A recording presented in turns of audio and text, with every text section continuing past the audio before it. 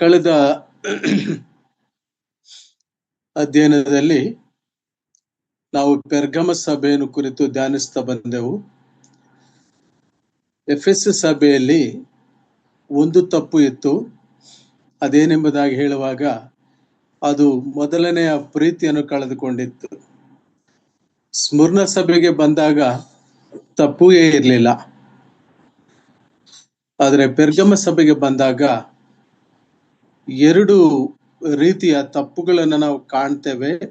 ಕರ್ತನಾದ ಯೇಸು ಕ್ರಿಸ್ತನು ಪತ್ಮೋಸ್ ದ್ವೀಪದಲ್ಲಿ ಭಕ್ತನ ಅಂತ ಯೋಹಾನನಿಗೆ ಕಾಣಿಸಿಕೊಂಡು ಆ ಆಸಿಯಾ ಪ್ರಾಂತದಲ್ಲಿರುವಂತಹ, ಆಸಿಯಾ ಎಂಬುದಾಗಿ ಹೇಳುವಾಗ ಇದು it is not an Asia continent, ಆಸಿಯಾ ಖಂಡವಲ್ಲ, ಆದರೆ ಚಿಕ್ಕ ಆಸಿಯಾ, ಆಯಾ ಪ್ರಾಂತಗಳಲ್ಲಿ ಪೆರ್ಗಮ, ಸ್ಮುರ್ನ, ತುವತೈರ ಮತ್ತು ಫಿಲಡೆಲ್ಫಿಯಾ, ಲವೊದಿಕೀಯ ಆ ಪ್ರಾಂತಗಳಲ್ಲಿರುವಂತಹ ಸಭೆಗಳಿಗೆ ದೇವರು ತನ್ನ ಸಂದೇಶವನ್ನ ನೀಡಿ ಆ ಪತ್ರಗಳನ್ನು, ಆ ಉತ್ತರವನ್ನ ಬರೆಯಬೇಕೆಂಬುದಾಗಿರುವಂತ ಒಂದು ಮಹತ್ತರ ಜವಾಬ್ದಾರಿಕೆಯನ್ನು ಭಕ್ತನಾದ ಯೋಹಾನನಿಗೆ ವಹಿಸಿಕೊಟ್ಟದನ್ನು ನಾವು ನೆನಪು ಮಾಡಿಕೊಳ್ತೇವೆ.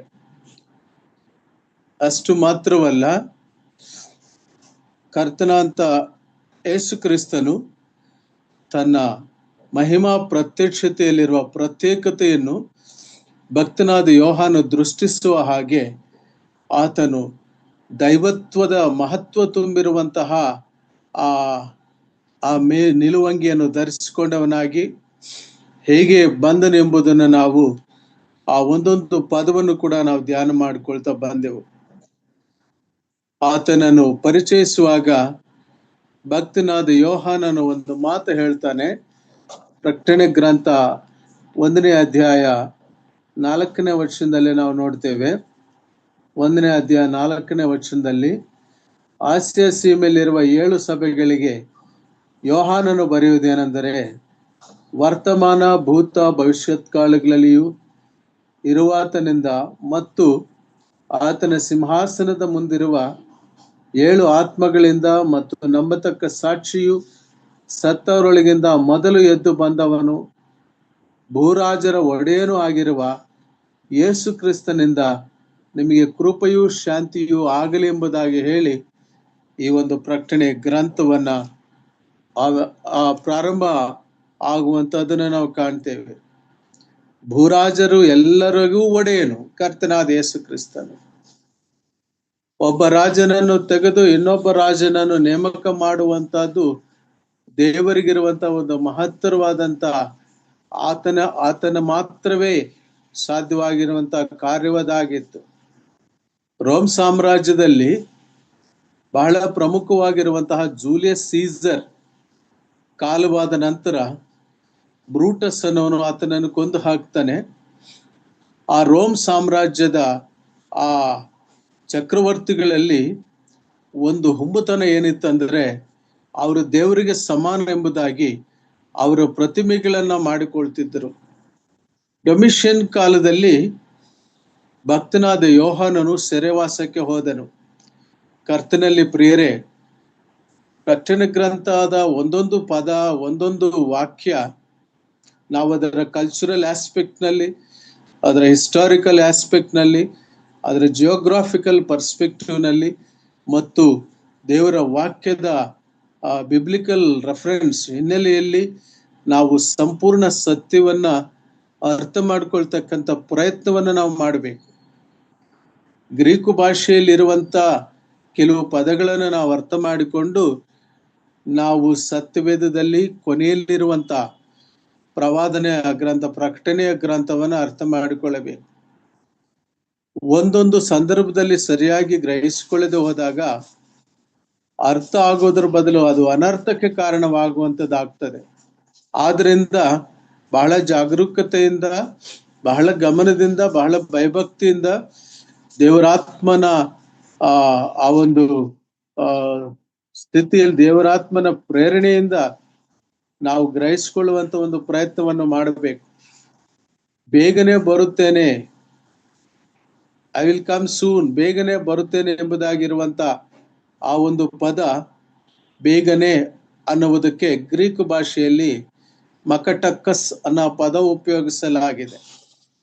ಬೇಗನೆ ಅಂದರೆ ನಾವು ಈ ಕಾಂಟೆಂಪರರಿ, ಈಗಿನ ಸಮಕಾಲೀನ ಭಾಷೆಯಲ್ಲಿ ಅರ್ಥ ಮಾಡಿಕೊಳ್ಳೋ ಹಾಗೆ ಏನೋ ತಕ್ಷಣ ಅನ್ನೋ ರೀತಿ ಅಲ್ಲ, ಆದರೆ ಕ್ರಮಾನುವಾಗಿ ಒಂದರ ನಂತರ ಒಂದು ಕ್ರಮವಾಗಿ ನಡೆಯುವುದು ಎಂಬುದನ್ನು ತಿಳಿಸುವ ಹಾಗೆ ದೇವರ ದೃಷ್ಟಿಯಲ್ಲಿ ನಾವು ಗಮನಿಸಿ ನೋಡ್ತೇವೆ.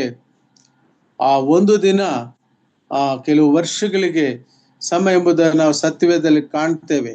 ಗಾಡ್ಸ್ ಟೈಮಿಂಗ್ ಇಸ್ ಡಿಫ್ರೆಂಟ್, ನಮ್ಮ ಟೈಮಿಂಗ್ ಡಿಫ್ರೆಂಟ್. ನಾವು ಯೋಚಿಸುವ ನಮ್ಮ ಕ್ಯಾಲೆಂಡರ್ ನಮ್ಮ ಟೈಮ್ ಪ್ರಕಾರ ಅಲ್ಲ, ದೇವರ ಯೋಜನೆ ಪ್ರಕಾರ, ದೇವರ ಆಲೋಚನೆ ಪ್ರಕಾರ, ದೇವರ ಚಿತ್ತದ ಪ್ರಕಾರ ಎಲ್ಲ ಸಂಗತಿಗಳು ನಡೆದು ಹೋಗುವ ಹಾಗೆ ದೇವರು ತಾನೇ ಕಾರ್ಯಕರ್ತನಾಗಿ ನಡೆಸೋನಾಗಿರ್ತಾನೆ. ಪ್ರಿಯರೇ, ನಾವು ಈ 7 ಸಭೆಗಳ ಸಂದೇಶಗಳನ್ನ ಗಮನಿಸಿ ನೋಡುವ ಸಂದರ್ಭದಲ್ಲಿ ಕರ್ತನಾದ ಯೇಸು ಕ್ರಿಸ್ತನ ಆ ಸಭೆಗಳ ವಿಷಯದಲ್ಲಿ ಆತನಿಗಿರುವಂತ ಒಂದು ಆಸಕ್ತಿ ಅಂತದ್ದು, ಅದನ್ನು ನಾವು ಮೆಚ್ಚಿಕೊಳ್ಳುವಂತಹದ್ದು ಮತ್ತು ಅದರಲ್ಲಿ ತಪ್ಪಿದಾಗ ತಪ್ಪನ್ನು ತಿದ್ದುವಂತಹದ್ದು.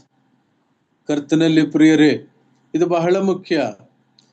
ದೇವರ ವಾಕ್ಯದ ಮೂಲಕವಾಗಿ ತಪ್ಪು ಒಂದು ನಮ್ಮ ದೃಷ್ಟಿಗೆ ಬಂದಾಗ ಅದನ್ನು ನಾವು ಮನವರಿಕೆ ಮಾಡಿಕೊಳ್ಳಬೇಕು, ಪಶ್ಚಾತ್ತಾಪ ಪಡಬೇಕು. ದೇವರಾತ್ಮನು ಹೇಳುವ ನುಡಿಗಳು ಎಂಬುದನ್ನು ನಾವು ಗಮನಿಸಿಕೊಳ್ಳಬೇಕು. ಈಗ ನಾವು ಪೆರ್ಗಮ ಸಭೆಯಲ್ಲಿ ಇದ್ದೇವೆ.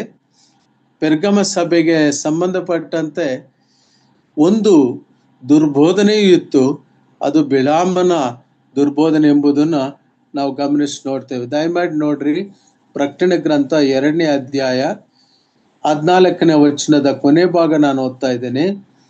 ಜಾರತ್ವ ಮಾಡುವುದರಲ್ಲಿಯೂ ಇಸ್ರಾಯೇಲರು ಮುಗ್ಗರಿಸಿ ಬೀಳಬೇಕೆಂದು ಬಿಳಾಮನು ಬಾಲಾಕನಿಗೆ ಹೇಳಿದ ದುರ್ಬೋಧನೆಯನ್ನು ಅವಲಂಬಿಸಿರುವವರು ನಿನ್ನಲ್ಲಿದ್ದಾರೆ. ಎಲ್ಲೋ ಸಾವಿರಾರು ವರ್ಷಗಳ ಹಿಂದೆ ಅರಣ್ಯಕಾಂಡದಲ್ಲಿ ನಡೆದಿರುವಂತ ಒಂದು ಘಟನೆ, ಆ ಒಂದು ಏನು ಸಂಭವ, ಅದು ಪ್ರಕಟಣೆ ಗ್ರಂಥದವರೆಗೂ ಕೂಡ ಆ ಸಂಭವದ ಆ ಒಂದು ಘಟನೆಯ ಆ ಒಂದು ವಿಷಯ ಪ್ರಸ್ತಾಪ ಬರುವಂಥದ್ದು ಗಮನಿಸಿ ನೋಡುವಾಗ ತಂದೆಯಾದಂತಹ ದೇವರು ಸಮಸ್ತವನ್ನು ವೀಕ್ಷಿಸುವನಾಗಿದ್ದಾನೆ. ಪ್ರಿಯರೇ, ಆದಿಸಭೆಯ ಪ್ರಾರಂಭದಲ್ಲಿ ಹಲವಾರು ಸವಾಲುಗಳಿದ್ದವು. ಸುವಾರ್ತೆಯನ್ನು ಅದರ ಕೌಂಟರ್ಫೀಟ್ ಸುವಾರ್ತೆ ಪ್ರಾರಂಭ ಆಗ್ತಾ ಇತ್ತು. ಪೌಲನು ಹೇಳುವ ಸುವಾರ್ತೆ ಒಂದು ರೀತಿ ಇದ್ದರೆ, ಪೌಲನು ಆತನ ಮನಸ್ಸಿನಲ್ಲಿದ್ದದ್ದು ಒಂದೇ. ಗ್ರೀಕರು ಜ್ಞಾನವನ್ನು ಕೇಳ್ತಾರೆ, ಯಹೂದರು ಸೂಚಕ ಕಾರ್ಯಗಳನ್ನು ಕೇಳ್ತಾರೆ, ನಾವಾದರೂ ಸಿಲುಬೆಗೆ ಹಾಕಲ್ಪಟ್ಟ ಯೇಸುವನ್ನು ಪ್ರಚುರಪಡಿಸ್ತೇವೆ ಎಂಬುದಾಗಿ ಕೊರಿಂಥದವರಿಗೆ ಬರೆದ ಮೊದಲನೇ ಪತ್ರಿಕೆ 18ನೇ ವಚನದಲ್ಲಿ ಹೇಳಿದ ಹಾಗೆ ಪೌಲನ ಆ ಒಂದು ಸುವಾರ್ತೆಯನ್ನು ನಾವು ಹೇಳ್ತೇವೆ ಎಂಬುದಾಗಿ ಶಕುನ ನೋಡುವವರು ಮತ್ತು ಅನ್ಯ ದೇವರುಗಳ ಆ ಭಕ್ತರುಗಳು ಅವರು ಪ್ರಾರಂಭ ಮಾಡಿದ್ರು. ಎಫೆಸದಲ್ಲಿ ನಾವು ಕಳೆದ ಸಾರಿ ಧ್ಯಾನವಸ್ತಾ ಬಂದೆವು. ಸ್ಕೆವ ಎಂಬುವವನು ಫಿಲಾಸಫೀಸ್ ಹುಟ್ಟಿಕೊಂಡಿತ್ತು, ಗ್ನಾಸ್ಟಿಸಿಸಮ್ ಅನ್ನೋದು ಬಂದಿತ್ತು, ಪ್ಯಾಂಥಿಸಮ್ ಅನ್ನೋದು ಬಂದಿತ್ತು, ಪ್ರಕೃತಿಯ ದೇವರೆನ್ನೋದು ಬಂದಿತ್ತು. ಒಟ್ಟಾರೆ ದೇವರನ್ನಾಗಿ ಗುರುತಿಸದೆ, ಕಾಣದೆ, ರಕ್ಷಣೆ ಹೊಂದದೆ ಅನೇಕರನ್ನ ಬೀಳಿಸುವುದಕ್ಕೆ ಬೇಕಾದ ರೀತಿಯ ಆ ಧಾರ್ಮಿಕತೆಗಳು, ಆ ಒಂದು ರೀತಿಯ ಏನು ಫಿಲಾಸಫೀಸ್ ಹುಟ್ಟಿಕೊಂಡು ಬಂದವು. ದೇವರ ನಾಮಕ್ಕೆ ಸ್ತೋತ್ರವಾಗಲಿ. ಆದರೆ ಕಾಲಕ್ಕೂ ದೇವರು ಅವೆಲ್ಲವನ್ನು ಕೂಡ ಆತನು ಕರ್ತನಾದಂತ ಯೇಸು ಕ್ರಿಸ್ತನ ಮೂಲಕವಾಗಿ ಸಭೆಗಳಿಗೆ ತಿಳಿಸುತ್ತಾ, ಯೋಹಾನು ಯು ರೈಟ್, ನೀನು ಬರೆಯುವಾಗ ಆ ಸಭೆಗಳಿಗೆ ಸಂಗತಿಗಳನ್ನು ಹೇಳು. ಕರ್ತನಲ್ಲಿ ಪ್ರಿಯರೇ, ಬಿಳಾಮನ ಬ್ರೈಟರ್ ಸೈಡ್, ಅವನು ಎಷ್ಟು ಚೆನ್ನಾಗಿ ಕತ್ತೆ ತನ್ನ ಜೊತೆಯಲ್ಲಿ ಮಾತಾಡಿದಾಗ ಆತನು ಇಸ್ರಾಯೇಲ್ ಜನಾಂಗವನ್ನು ಗುಣಗಾನ ಮಾಡಿದನು ಮತ್ತು ಹೇಗೆ ಆತನು ಪರವಶನಾದನು, ಹೇಗೆ ದೇವರ ನುಡಿಗಳನ್ನು ಹೇಳುವಂತವನಾಗಿದ್ದನು. ಆದಾಗ್ಯೂ ಬಿಳಾಮನ ಬೋಧನೆಯೇನೋ ಇತ್ತು, ಆದರೆ ಜೀವನದಲ್ಲಿ ಒಂದು ದುಷ್ಟ ಬುದ್ಧಿ ಪ್ರವೇಶ ಆಗಿತ್ತು. ಅದರಿಂದಲೇ ನಾವು ಕಾಣ್ತೇವೆ ಬಿಳಾಮನ ಪತನ. ಅದನ್ನು ಕುರಿತು ಭಕ್ತನಾದಂಥ ಪೇತ್ರನು ವಚನದಲ್ಲಿ ನಾವು ನೋಡ್ತೇವೆ. 2 ಪೇತ್ರ, 2 Peter ಚಾಪ್ಟರ್ 2 ವರ್ಸ್ 15 to 19. 2 ಪೇತ್ರ 2ನೇ ಅಧ್ಯಾಯ 15ರಿಂದ 19 ವಚನ ತನಕ ಇರುವ ಮಾತುಗಳನ್ನು ದಯಮಾಡಿ ನೋಡಿ. ಯಾರಾದರೂ ಓದಿ. ಸತ್ಯವೇದವನ್ನು ತೆಗೆದಿಟ್ಟಿರಿ, ಸಾಧ್ಯವಾದ ರೆಫರೆನ್ಸಸ್ ಕೂಡ ಬರ್ಕೊಂಡು ಆಮೇಲೆ ಈ ರೆಫರೆನ್ಸಸ್ ಸರಿಯೋ ಎಂಬುದಾಗಿ ಪರಿಶೀಲನಾತ್ಮಕವಾಗಿ ಅಧ್ಯಯನ ಮಾಡಿ ದೇವರ ವಾಕ್ಯವನ್ನು. ಊಟ ಆಮೇಲೆ ಮಾಡ್ಸಿರಿ, ವಾಕ್ಯ ಓದ್ರಿ. ಇವರು ನೀಟಾದ ಮಾರ್ಗವನ್ನು ಬಿಟ್ಟು ಬೆಯೋರನ ಮಗನಾದ ಬಿಳಾಮನ ಮಾರ್ಗವನ್ನು ಹಿಡಿದು ತಪ್ಪಿ ಹೋಗಿದ್ದಾರೆ. ಈ ಬಿಳಾಮನು ಅಧರ್ಮದಿಂದ ದೊರಕುವ ದ್ರವ್ಯವನ್ನು ಪ್ರೀತಿಸಿದನು. ಏನಿಂದ ಬ್ರದರ್? ಇನ್ನೊಂದು ಸರಿ ಓದಿ ಪ್ರವೀಣ್ ಬ್ರದರ್.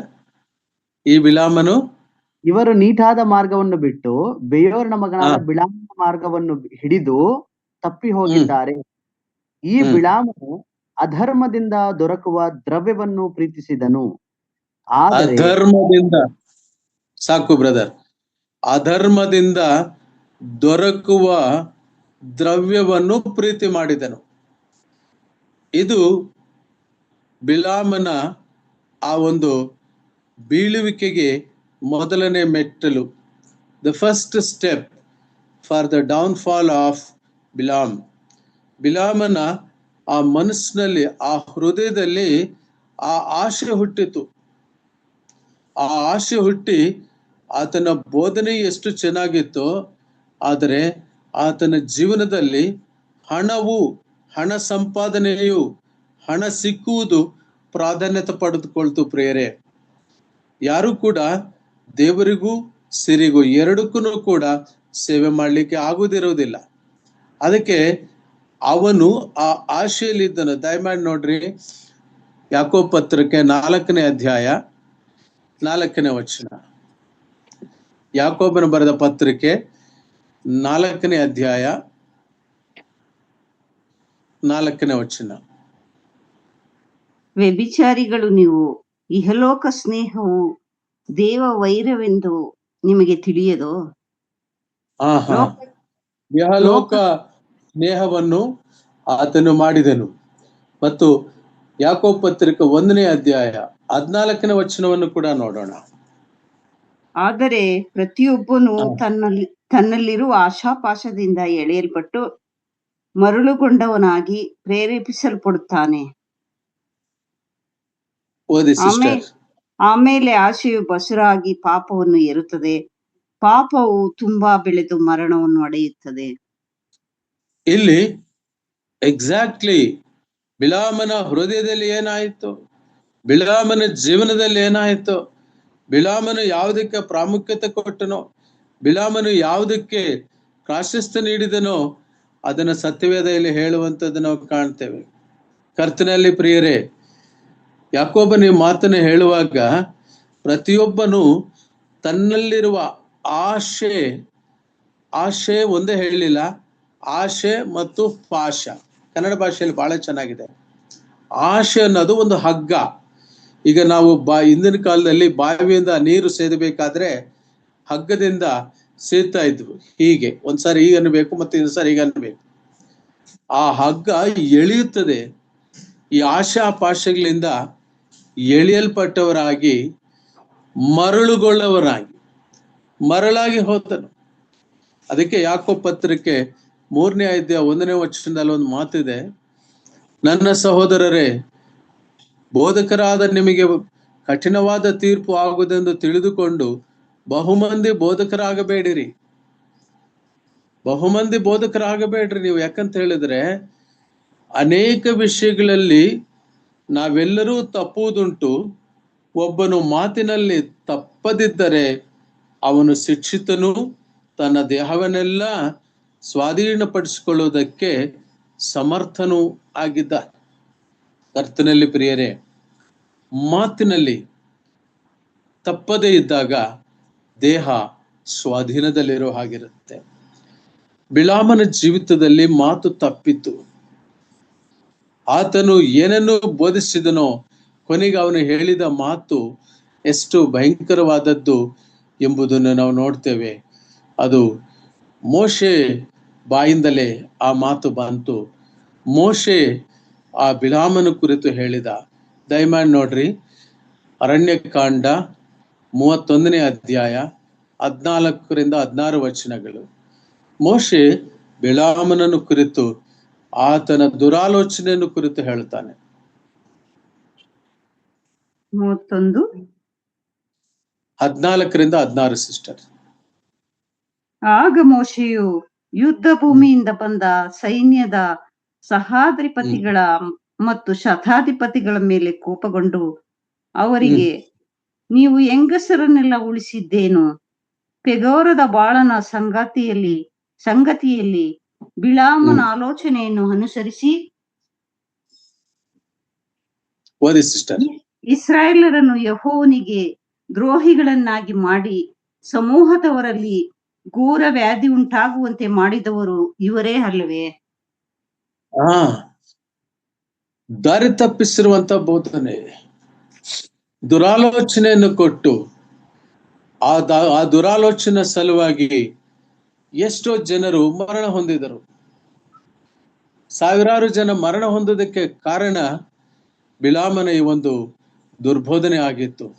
ಯಾಕಂದ್ರೆ ಆತ ದ್ರವ್ಯವನ್ನು ಪ್ರೀತಿಸಿದನು. ಬಾಲಾಕನು ಕೊಡುವ ಹಣಕ್ಕಾಗಿ ಆತನು ದೇವರ ಮಾತನ್ನ ಆತನು ತೆಗೆದುಹಾಕಿ ಆತನು ಬೋಧಿಸಲಿಕ್ಕೆ ಪ್ರಾರಂಭ ಆದನು. ಕತ್ತೆ ಮಾತಾಡಿದಾಗ ಸ್ವಲ್ಪ ಮಟ್ಟಿಗೆ ಬದಲಾವಣೆ ಆಗಿತ್ತು ಬಿಳಾಮನ ಜೀವಿತದಲ್ಲಿ. ಕರ್ತನಲ್ಲಿ ಪ್ರಿಯರೇ, ಬಿಳಾಮನನ್ನು ಕುರಿತು ನಾವೀಗ ಅಧ್ಯಯನ ಮಾಡ್ತಿದ್ದಾಗ್ಯೂ ಬಿಳಾಮನ ಬೋಧನೆಯ ಮತ್ತೊಂದು ಮುಖ, ಆತನ ಕರಾಳತೆಯ, ಆತನ ಜೀವಿತದ ಒಂದು ಮತ್ತೊಂದು ಮುಖವಾಡವ ಅದು ಕಸಿದು ತೆಗೆಯಲ್ಪಟ್ಟಾಗ ಆತನ ಸಂಗತಿ ಕಾಣ್ತೇವೆ. ಒಂದು ಕಡೆ ಒಂದು ಮಾತು ಬರೆಯಲ್ಪಟ್ಟಿದೆ ಬಿಳಾಮನನ್ನು ಕುರಿತು. ದಯಮಾಡಿ ಅರಣ್ಯಕಾಂಡ 24ನೇ ಅಧ್ಯಾಯ 1ನೇ ವಚನದಲ್ಲಿ ನಾವು ಅದನ್ನು ಕಾಣ್ತೇವೆ. ಇಸ್ರಾಯೇಲರಿಗೆ ಶುಭವಾಗಬೇಕೆಂಬುದೇ ಯೆಹೋವನ ಚಿತ್ತವೆಂದು ಬಿಳಾಮನು ತಿಳಿದು ಮೊದಲಿನಂತೆ ಶಕುನ ನೋಡುವುದಕ್ಕೆ ಹೋಗದೆ ಅರಣ್ಯದ ಕಡೆಗೆ ಮುಖವನ್ನು ತಿರುಗಿಸಿಕೊಂಡನು. ಅಂದ್ರೆ ಇವನು ಶಕುನ ನೋಡ್ತಿದ್ದವನಾಗಿದ್ದನು. ಗೊತ್ತಾಯ್ತು, ಯೆಹೋವನು ಇಸ್ರಾಯೇಲರಿಗೆ ಶುಭವನ್ನೇ ಉಂಟು ಮಾಡಬೇಕೆಂದು ಬಯಸಿದ್ದನು. ಸಿ ದ ಗ್ರೇಟ್ ಗಾಡ್ ಪ್ರಿಯರೇ, ಯೆಹೂದ ಜನಾಂಗವನ್ನು ನಿರ್ಮೂಲ ಮಾಡಬೇಕೆಂಬುದಾಗಿ ಹಾಮಾನನು ಪ್ರಯತ್ನ ಮಾಡಿದರೂ ಆ ಯೆಹೂದ ಜನಾಂಗವನ್ನು ನಿರ್ಮೂಲ ಮಾಡ್ಲಿಕ್ಕೆ ಆಗದಲೇ ಒಬ್ಬ ವಷ್ಟಿಯ ಹೋದರೆ ಒಬ್ಬ ಎಸ್ತೇರಳು ಬರುವಳು. ದೇವರು ಒಬ್ಬನನ್ನು ತೆಗೆದು ಹಾಕಿ ಮತ್ತೊಬ್ಬನನ್ನು ನೇಮಿಸಿ ತನ್ನ ಜನವಕ್ಕೆ ಶುಭವನ್ನು ಹಾರೈಸಿ ತನ್ನ ಜನಾಂಗವನ್ನು ಕಾಪಾಡಿ ನಡೆಸುವ ದೇವರು. ಯೆಹೂದ್ಯರು ಪಾಪ ಮಾಡಲಿಲ್ಲವೇ? ಚೆನ್ನಾಗಿ ಯೋಚನೆ ಮಾಡಿ.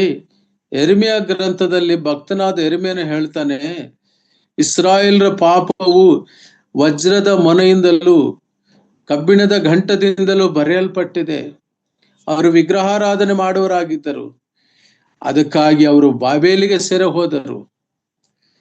ಇಲ್ಲಿ ತಿಳ್ಕೋಬೇಕಾಗಿರುವ ಸತ್ಯ ಸಂಗತಿ ಏನಂದ್ರೆ, ದೇವರು ತನ್ನ ಪ್ರಜೆಯನ್ನ ಶಿಕ್ಷಿಸಬೇಕಾಗುವ ರೀತಿಯಲ್ಲಿ ಶಿಕ್ಷಿಸುತ್ತಾನೆ, ಶಿಕ್ಷಣ ನೀಡಬೇಕಾದ ರೀತಿ ಶಿಕ್ಷಣ ಕೊಡುತ್ತಾನೆ, ಕ್ರಮಪಡಿಸಬೇಕಾದಷ್ಟು ಕ್ರಮಪಡಿಸ್ತಾನೆ. ಆದರೆ ಬೇರೆಯವರು ತನ್ನ ಮಕ್ಕಳನ್ನ ಮುಟ್ಟುವುದಕ್ಕೆ ಬರುವಾಗ, ಶಪಿಸುವುದಕ್ಕೆ ಬರುವಾಗ, ಉಗ್ರವಾಗಿ ಪ್ರತಿಕ್ರಿಯಿಸುವಾಗ ದೇವರು ಇಷ್ಟಪಡುವುದಿಲ್ಲ ಪ್ರಿಯರೇ. God himself is the supreme judge. ಆತನು ತಾನೇ ನ್ಯಾಯ ತೀರಿಸುವಂತವನು. ಆತನ ಸ್ಥಾನವನ್ನು ಮನುಷ್ಯರ್ಯಾರು ತೆಗೆದುಕೊಳ್ಳಿಕ್ಕಾಗುವುದಿಲ್ಲ. ಇಲ್ಲಿ ನಾವು ಗಮನಿಸಿ ನೋಡುವಾಗ ಬಿಳಾಮನು ಒಂದು ಹಂತದಲ್ಲಿ ಆತನು ದೇವರ ಚಿತ್ತವನ್ನು ಅರ್ಥಂತವನು. It's a great thing. ಅದನ್ನ ಗಮನದಲ್ಲಿ ಇಟ್ಟುಕೊಂಡು ನೋಡಿ. ದೇವರ ಚಿತ್ತವನ್ನು ಅರ್ಥಂತ ಒಬ್ಬ ಸೇವಕನು, ಒಬ್ಬ ಬೋಧಕನು, ಒಬ್ಬ ಪ್ರವಾದಿ, ಮತ್ತು ಅದೇ ಅಧ್ಯಾಯ ಅರಣ್ಯಕಾಂಡ 24ನೇ ಅಧ್ಯಾಯ 3ನೇ ವಚನದ ಮಧ್ಯಭಾಗದ 3ನೇ ವಚನದಿಂದ ನಾನು ಓದ್ತೇನೆ. ದೈವಾತ್ಮ ಪ್ರೇರಿತನಾಗಿ ಪದ್ಯರೂಪವಾಗಿ ಅಂತಂದನು. ಅಂದರೆ ಬಿಳಾಮನು ಕೂಡ ದೈವಾತ್ಮ ಪ್ರೇರಿತನಾದನು. ದೈವಾತ್ಮ ಪ್ರೇರಿತರಾಗಿ ಬೋಧನೆಯನ್ನು ನೀಡಿರಬಹುದು. ಪದ್ಯರೂಪವಾಗಿ ಪೊಯಿಟಿಕ್ ಆಗಿ ಬರೆದಿರಬಹುದು. ಬೆಯೋರನ ಮಗನಾದ ಬಿಳಾಮನಿಗೆ ದೈವೋಕ್ತಿ ಉಂಟಾಯಿತು, ಮತ್ತು ಮನೋದೃಷ್ಟಿಯಿಂದ ನೋಡುವ ಪುರುಷನಿಗೆ ಬಂದ ದೈವೋಕ್ತಿ. 4ನೇ ವಚನದಲ್ಲಿ ನಾವು ನೋಡುವಾಗ ದೇವರ ಮಾತುಗಳನ್ನು ಕೇಳುವವನು. What a great things. ಒಂದು ಕಡೆ ಎಷ್ಟಾಗಿ ದೈವಾತ್ಮ ಪ್ರೇರಿತನಾಗಿರುವ ಭಕ್ತನು, ಅಷ್ಟಾಗಿ ದೇವರ ಮನೋದೃಷ್ಟಿಯಿಂದ ನೋಡಿದವನು ಮತ್ತು ದೇವರ ಮಾತುಗಳನ್ನು ಕೇಳುವವನು. 4ನೇ ವಚನದ ನಂತರದ ಭಾಗದಲ್ಲಿ ಪರವಶನಾಗಿ ಕಣ್ಣು ತೆರೆದು ಸರ್ವಶಕ್ತನ ದರ್ಶನವನ್ನು ಹೊಂದುವವನು. So these are all the great positive qualities of a man of God. ಒಬ್ಬ ಮನುಷ್ಯನ ಒಂದು ಆತ್ಮೀಯ ಸ್ಥಿತಿ ಅಷ್ಟಾಗಿ ಇದ್ದದ್ದು ನಾವು ಕಾಣ್ತೇವೆ. ಆದರೆ ಪ್ರಿಯರೇ, ದ್ರವ್ಯಾಸ, ಹಣ ಎಷ್ಟು ಅಪಾಯಕ್ಕೆ ಕಾರಣ ಆಗುತ್ತಲ್ಲ. ಆತನು ಮರಣ ಹೊಂದಿದ್ದು ಹೇಗೆ? ಬಿಳಾಮನ ಮರಣವನ್ನು ಒಮ್ಮೆ ನೋಡುವ. ಅರಣ್ಯಕಾಂಡ 31ನೇ ಅಧ್ಯಾಯ 8ನೇ ವಚನದಲ್ಲಿ ನಾವು ಆ ಮಾತು ಕಾಣ್ತೇವೆ. ಅರಣ್ಯಕಾಂಡ 31ನೇ ಅಧ್ಯಾಯ 8ನೇ ವಚನ. ಅಥವಾದವರಲ್ಲಿ ಹೇವಿ, ರೇಕೆಮ್, ಚೂರ್, ಊರ್, ರೆಬಾ ಎಂಬ ಮಿದ್ಯಾನರ 5 ಮಂದಿ ರಾಜರು ಇದ್ದರು. ಅದಲ್ಲದೆ ಬೆಯೋರನ ಮಗನಾದ ಬಿಳಾಮನನ್ನು ಕಡಿದು ಬಿಟ್ಟರು. ಸಾಕು ಸಿಸ್ಟರ್. ಬೆಯೋರನ ಮಗ ಬಿಳಾಮನನ್ನು ಕೂಡ ಕಡಿದು ಬಿಟ್ಟರು. ಹತವಾದನು. ಕರ್ತನಲ್ಲಿ ಪ್ರಿಯರೇ, ದೇವರ ಯೋಜನೆಗೆ ವಿರುದ್ಧವಾಗಿದ್ದವನನ್ನು, ದೇವರ ಸೇವೆಗೆ ವಿರುದ್ಧವಾಗಿ ಇರುವಂತವರನ್ನು ದೇವರು ಯಾವ ರೀತಿ ನಿರ್ಣಯಿಸ್ತಾರೆ ಎಂಬುದನ್ನ ನಾವು ಪೆರ್ಗಮ ಸಭೆಯಲ್ಲಿ ಬಿಳಾಮ ಬೋಧನೆಯ ಅನುಸಾರವಾಗಿರುವಂತವರ ಅಂತ್ಯ ಹೀಗಿರುತ್ತದೆ ಎಂಬುದನ್ನು ನೋಡ್ತೀವಿ. ತುವತೈರಿಗೆ ಬರುವಾಗ ಒಬ್ಬಳು ಸ್ತ್ರೀ ಕಾಣಿಸ್ಕೊಳ್ತಾಳೆ. ಆಕೆ ಅಂತ್ಯವೂ ಕೂಡ ಹೀಗಾಗುತ್ತದೆ. ಇದರಿಂದ ನಮಗೆ ಅರ್ಥ ಆಗುವಂತ ಒಂದು ಸಂಗತಿ ಏನಂತ ಹೇಳಿದ್ರೆ, we must be very careful with the unnecessary money, unwanted money, ಅಥವಾ ನಮ್ಮದಾಗದ ಹಣವನ್ನ ನಾವು ಮುಟ್ಟಲು ಎಷ್ಟು ಅಧರ್ಮದಿಂದ ಬರುವ ಹಣವನ್ನು, ಪೇತ್ರನ ಭಾಷೆಯಲ್ಲಿ ಹೇಳುವುದಾದ್ರೆ ಅಧರ್ಮವಾಗಿ ಬಂದದ್ದನ್ನು, ನಮಗಾಗಿ ಬಾರದೇ ಇರುವಂತದ್ದನ್ನು ನಾವು ಆಶೆ ಪಡುವಾಗ ಕರ್ತನಲ್ಲಿ ಪ್ರಿಯರೇ, ಅದು ದೇವರ ಚಿತ್ತವಾಗಿರುವುದಿಲ್ಲ. ಅದಕ್ಕೆ ಇಂಗ್ಲಿಷ್ ನಲ್ಲಿ ಒಂದು ಮಾತು ಹೇಳ್ತಾರೆ, there are 3 W's: wealth, wine, woman. ಈ 3 ಕೂಡ ಒಬ್ಬ ಮನುಷ್ಯನನ್ನ ಅಧಃಪತನಕ್ಕೆ, ನೈತಿಕ ಪತನಕ್ಕೆ, ಆತ್ಮೀಯ ಪತನಕ್ಕೆ ಕಾರಣ ಉಂಟು ಮಾಡುವಂಥದ್ದಾಗಿದೆ. ಹಾಗೆ ನಾವು ನೋಡುವಾಗ ಯೂದನ ಪತ್ರಿಕೆಯಲ್ಲಿ ನಾವೊಂದು ಮಾತು ಕಾಣ್ತೇವೆ. ದಯಮಾಡಿ ನೋಡ್ರಿ, ಯೂದ 1ನೇ ಅಧ್ಯಾಯ ಇರುವಂತಹದ್ದು. ಯೂದ ಪತ್ರಿಕೆಯಲ್ಲಿ 11-12 ವಚನಗಳು.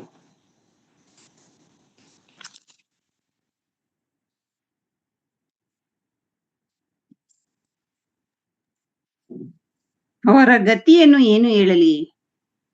ಇವರು ಕಾಯಿನನ ಮಾರ್ಗವನ್ನು ಹಿಡಿದವರು, ದ್ರವ್ಯ ಸಂಪಾದನೆಗೋಸ್ಕರ ಬಿಳಾಮನ ಭ್ರಾಂತಿಯಲ್ಲಿ ಪೂರ್ಣವಾಗಿ ಮುಳುಗಿದವರು, ಕೊರಹನಂತೆ ಎದುರು ಮಾತುಗಳನ್ನಾಡಿ ನಾಶವಾಗಿ ಹೋಗತಕ್ಕವರು ಆಗಿದ್ದಾರೆ. ಇವರು ಸಮುದ್ರದೊಳಗಿರುವ ಗುಪ್ತವಾದ ಬಂಡೆಗಳಂತಿದ್ದು ನಿಮ್ಮ ಪ್ರೇಮ ಭೋಜನಗಳಲ್ಲಿ ಸೇರಿ ತಿಂದು ಕುಡಿಯುತ್ತಾರೆ. ನಿರ್ಭಯವಾಗಿ ಸ್ವಂತ ಹೊಟ್ಟೆಯನ್ನೇ ನೋಡಿಕೊಳ್ಳುವ ಕುರುಬರಾಗಿದ್ದಾರೆ. ಇವರು ಸಾಕು ಸಿಸ್ಟರ್. ಗಾಳಿ thank you sister, thank you. ಕರ್ತನಲ್ಲಿ ಪ್ರಿಯರೇ, ಯೂದನು ರಕ್ಷಣೆಯನ್ನು ಕುರಿತು ಬರೀಬೇಕೆಂಬುದಾಗಿದ್ದಾಗ್ಯೂ ಕೂಡ ವಿಶೇಷವಾಗಿ ಅಂತ್ಯ ದಿನಗಳಲ್ಲಿರುವಂತಹ ಭಕ್ತಿಹೀನತೆಯನ್ನು ಕುರಿತು ಬರೀಬೇಕೆಂಬುದಾಗಿ ಒಂದು ನಿರ್ಧಾರಣೆಯನ್ನು ತೆಗೆದುಕೊಂಡು ಈ ಮಾತುಗಳನ್ನು ಬರೆದಿದ್ದು ನಾವು ಕಾಣ್ತೇವೆ.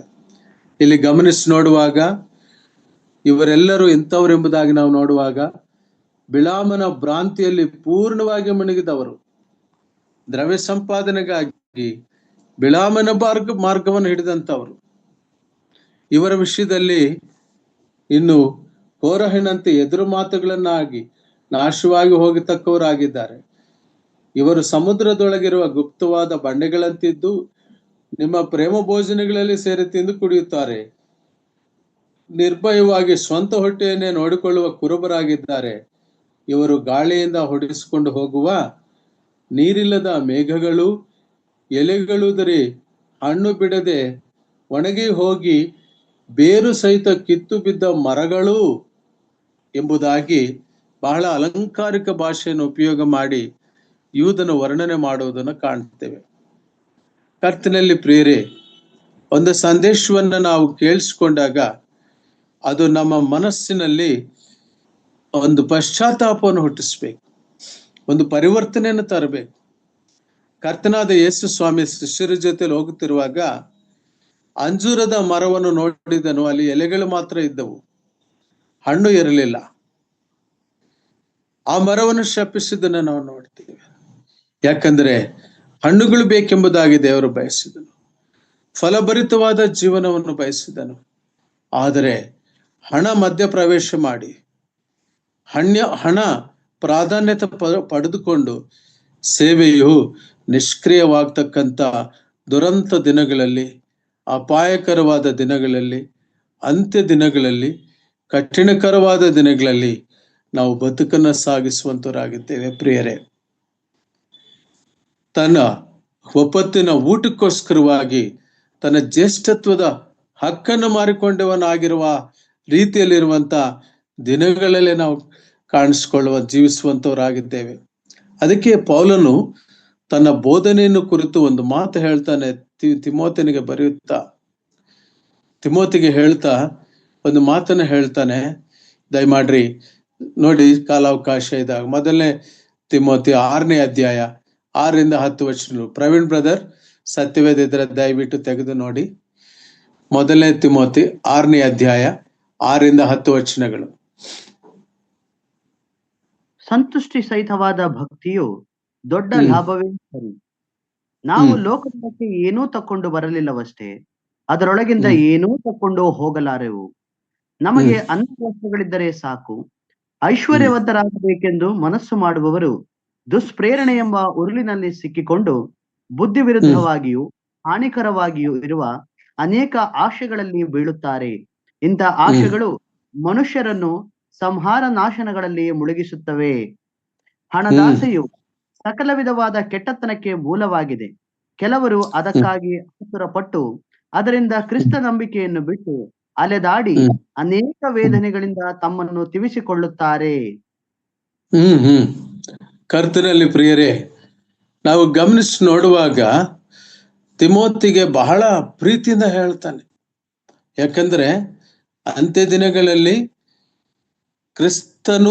ಕ್ರಿಸ್ತನ ಬಗ್ಗೆ ಇರುವಂತಹ ಪ್ರೀತಿ, ಸೇವೆಯ ಆ ಒಂದು ಪ್ಲೇಸ್ ಏನು ಪಡ್ಕೊಳ್ಳುತ್ತಂದ್ರೆ ಹಣ ಸಂಪಾದನೆ ಪಡೆದುಕೊಳ್ಳುತ್ತೆ.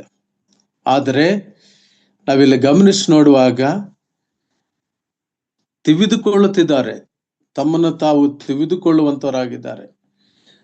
ತಿವಿದುಕೊಳ್ಳುವುದಂದ್ರೆ ಏನು? ಮನಸ್ಸಾಕ್ಷಿ ಗುದ್ದುತ್ತಾ ಇರ್ತದೆ, ಮನಸ್ಸಾಕ್ಷಿ ಚುಚ್ಚುತ್ತಾ ಇರ್ತದೆ. ಹೇಗೆ ಚುಚ್ಚುತ್ತೆ? ಅದು ಆ ಮನಸ್ಸಿರುವ ಆ ಮನುಷ್ಯನಿಗೆ ಗೊತ್ತು. ಹಾಗಾಗಿ ಪ್ರಿಯರೇ, ಸರಳ ಜೀವನದಿಂದ ಜೀವಿಸುವಂತ ಭಕ್ತಿಯ ಜೀವನವನ್ನ, ಸಂತುಷ್ಟ ಸಹಿಸುವಾದಂತ ಭಕ್ತಿಯ ಜೀವನವನ್ನ ದೇವರಾತ್ಮನು ಬಯಸುನಾಗಿದ್ದಾನೆ.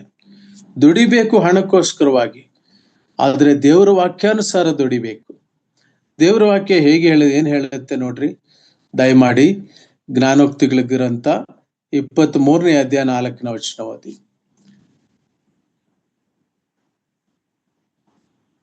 ಜ್ಞಾನೋಕ್ತಿಗಳು 23:4.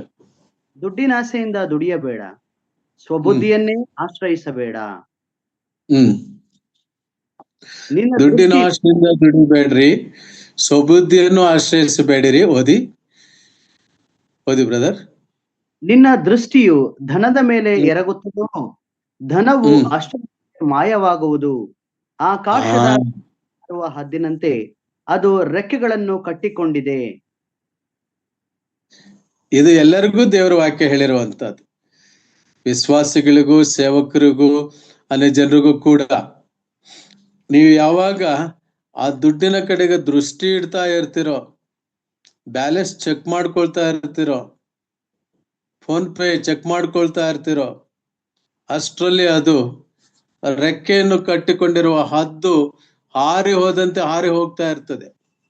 ಕರ್ತನಲ್ಲಿ ಪ್ರಿಯರೇ, ದೇವರ ಆತ್ಮನು ಹೇಳುವಂತ ಮಾತೇನಂದ್ರೆ, ನಾವು ಸರಳ ಭಕ್ತಿಯಿಂದ ಇನ್ನೊಬ್ಬರನ್ನ ನೋಯಿಸದೆ, ಇನ್ನೊಬ್ಬರನ್ನ ಆಶಿಸದೆ, ಅದಕ್ಕೆ ಮೋಶೆ ಹೇಳ್ತಾನೆ, ನಾವು ಅದೇ ಅರಣ್ಯಕಾಂಡದಲ್ಲಿ, ನಾನು ಒಂದು ಕತ್ತೆಯನ್ನಾಗಲಿ ಅಥವಾ ಒಂದು ಎತ್ತನ್ನಾಗಲಿ ಆಶಿಸಲಿಲ್ಲ. ಪ್ರಿಯರೇ, ಬಿಳಾಮನ ಆ ಒಂದು ಡಾರ್ಕರ್ ಸೈಡ್, ಆ ಭಯಾನಕ ಸ್ಥಿತಿ ಅಷ್ಟಾಗಿತ್ತು. ಕ್ರಿಸ್ತ ನಂಬಿಕೆಯಲ್ಲಿರುವಂತ ನಮಗೆ ಇದೊಂದು ಅಲಾರ್ಮಿಂಗ್ ಬೆಲ್. ಹಾಗಾದ್ರೆ ನಾವು ಹೇಗೆ ನಮ್ಮನ್ನು ನಾವು ಕ್ರಮಪಡಿಸಿಕೊಳ್ಳುವೆವು, ನಮ್ಮನ್ನು ನಾವು ಹೇಗೆ ತಿದ್ದುಕೊಳ್ಳುವೆವು? ಎಜ್ಕೇಲ್ ಗ್ರಂಥದಲ್ಲಿ ಒಂದು ಮಾತಿದೆ, ಯಾವನ ಪಾಪಕ್ಕೆ ಅವನೇ ಬಾಧ್ಯನು, ಮಗನ ಪಾಪವನ್ನು ತಂದೆ ಮೇಲೆ ಹಾಕುವುದಿಲ್ಲ. 18ನೇ ಅಧ್ಯಾಯ 20ನೇ ವಚನ ನಾವು ನೋಡ್ತೇವೆ. ತಂದೆ ಪಾಪವನ್ನು ಮಗನ ಮೇಲೆ ಹಾಕುವುದಿಲ್ಲ. ಪ್ರತಿಯೊಬ್ಬನು ಅವನಿಗೆ ದೇವರು ಏನನ್ನ ಹೇಳ್ತಾನೆ ನೋಡೋಣ. ದಯಮಾಡಿ ಎಜ್ಕೇಲ್ ಗ್ರಂಥ 36ನೇ ಅಧ್ಯಾಯ 25-26 ವಚನವನ್ನು ಓದಿ. ಎಜ್ಕೇಲ್ ಗ್ರಂಥ. ಆದರೆ ನೀವು ಕರ್ತನ ಕ್ರಮವು ಸಮವಲ್ಲ ಎಂದು ಹೇಳುತ್ತಿದ್ದೀರಿ. ಇಸ್ರಾಯೇಲ್ ವಂಶದವರೇ, ನನ್ನ ಕ್ರಮವು ಸಮವಲ್ಲವೋ? ನಿಮ್ಮ ಕ್ರಮವೇ ಸಮವಲ್ಲವಷ್ಟೇ. ಎಜ್ಕೇಲ್ ಗ್ರಂಥ 36ನೇ ಅಧ್ಯಾಯ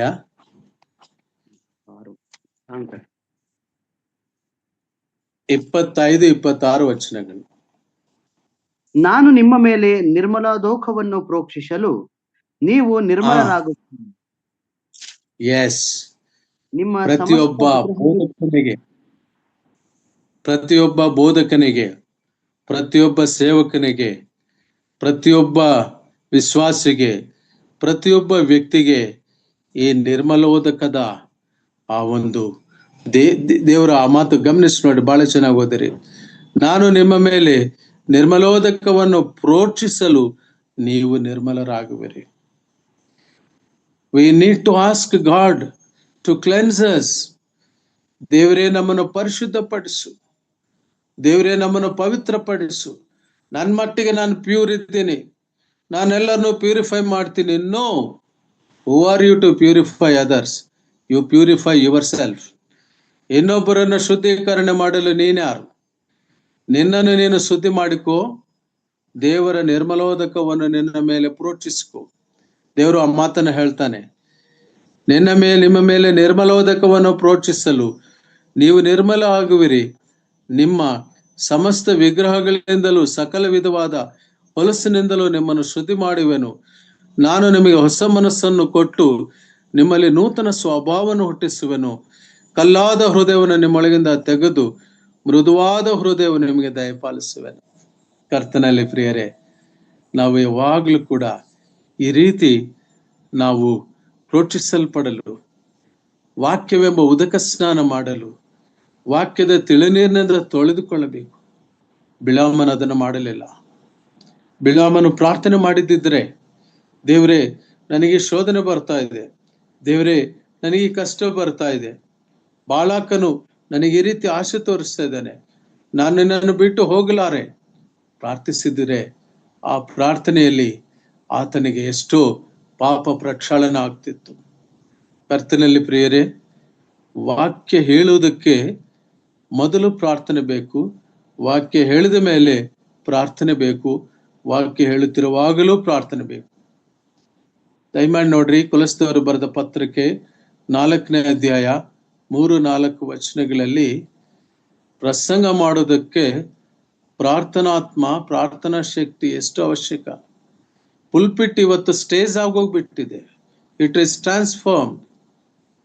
ಪುಲ್ಪಿಟ್ ಅದರ ಒಂದು ಪವಿತ್ರತೆಯನ್ನ, ಅದರ ಒಂದು ಪ್ರಾಮಾಣಿಕತೆಯನ್ನ, ಅದರ ಒಂದು ಪಾರದರ್ಶಕತೆಯನ್ನ ಕಾಪಾಡಿಕೊಳ್ಳಬೇಕಾದರೆ ಪ್ರಸಂಗಿಯು ಆತನು ಪ್ರಾರ್ಥನಾಪೂರ್ವಕವಾಗಿ ಆತನ ನುಡಿಗಳಿಗಾಗಿ ಕಾಯಬೇಕು ಪ್ರಿಯರೇ. ಆಗ ಆ ಸಂದೇಶದ ಒಂದು ಪ್ರಭಾವ ಆ ವಿಶ್ವಾಸಿಗಳಲ್ಲಿ ಮಾನಸಾಂತರ ಹುಟ್ಟಿಸುತ್ತದೆ. ದಯಮಾಡಿ ಓದಿ ಆ ಮಾತು, ಕೊಲೊಸ್ಸದವರು ಬರೆದ ಪತ್ರಕ್ಕೆ 4ನೇ ಅಧ್ಯಾಯ 3-4 ವಚನಗಳು ಬ್ರದರ್. ಇದಲ್ಲದೆ ಪ್ರಾರ್ಥನೆಯನ್ನು ತಪ್ಪದೆ ಮಾಡುವವರಾಗಿ ಅದರಲ್ಲಿ ಎಚ್ಚರವಾಗಿದ್ದು ದೇವರಿಗೆ ಕೃತಜ್ಞತಾಸ್ತುತಿ ಮಾಡಿರಿ. ಇದಲ್ಲದೆ ನಮಗೋಸ್ಕರವೂ ಪ್ರಾರ್ಥನೆ ಮಾಡಿರಿ.